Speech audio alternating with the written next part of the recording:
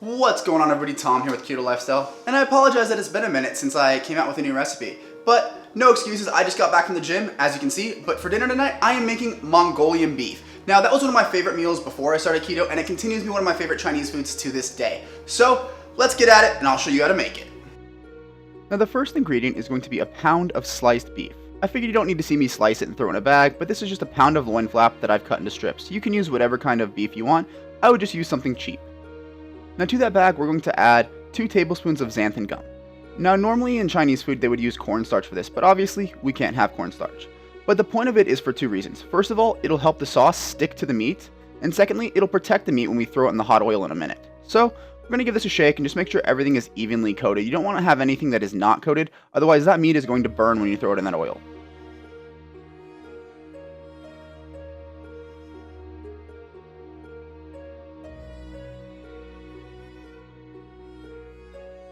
Now, to my pan, I'm going to add 2 tablespoons of ghee.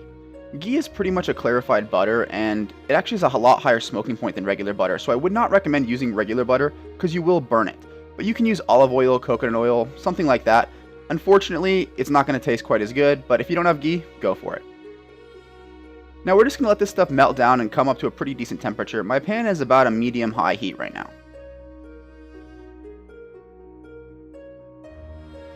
To that hot oil, I'm going to add the meat and xanthan gum that we just made.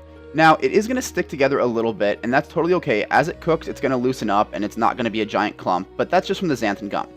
Once you see it starting to brown, go ahead and transfer it to another dish. In this case, I am using a plate. Don't worry, I did turn off the stove before doing this, but I didn't feel like moving my camera.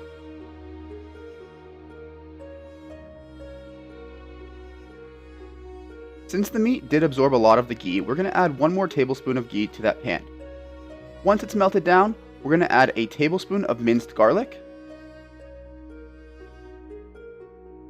followed by 2 of these red chili peppers. If you don't like spice, you can leave them out. If you like extra spice, go ahead and add a little bit more.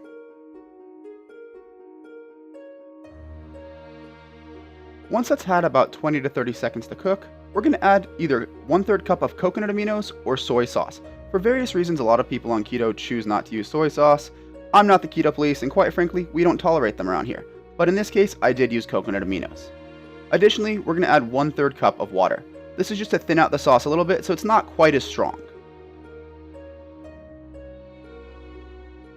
At this point, you want to stir it, but you'd also want to add the ground ginger that I'm going to do later, but quite frankly, I forgot about it and didn't feel like reshooting the whole thing. But add your ground ginger at this point. Now I'm going to add about 8 to 10 drops of liquid stevia. You have to be careful when you add this because you don't want it to burn.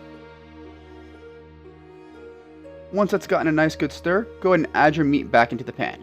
You will notice that the sauce becomes absorbed onto the meat, and that's exactly what we're looking for. There won't be much free sauce left in the pan.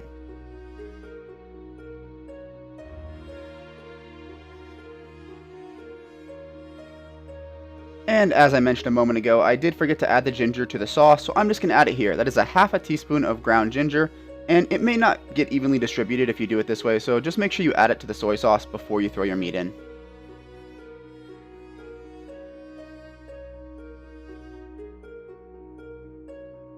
Mongolian beef would not be complete without the green onions, so this is the last ingredient going into the pan, and I'm just taking about 2 things of green onions and chopping them up into about 1-inch chunks. You can go larger chunks, you can even use more green onions if you want, but for me, this seems to be about right. Give it a final stir and allow the green onion to cook until it changes color slightly. You don't want to overcook it though, because then it becomes kind of slimy. So now you guys have seen the recipe, I'm going to go ahead and show you what the finished product looks like right here. And now it is time for the taste test. So I'm actually going to be serving this with cauliflower rice, but there's none in my bowl for the taste test. So here is a piece right here. There's a little bit of green onion on there. You can definitely see the sauce clings to the meat because of the xanthan gum that we tossed it in. Now time to taste it.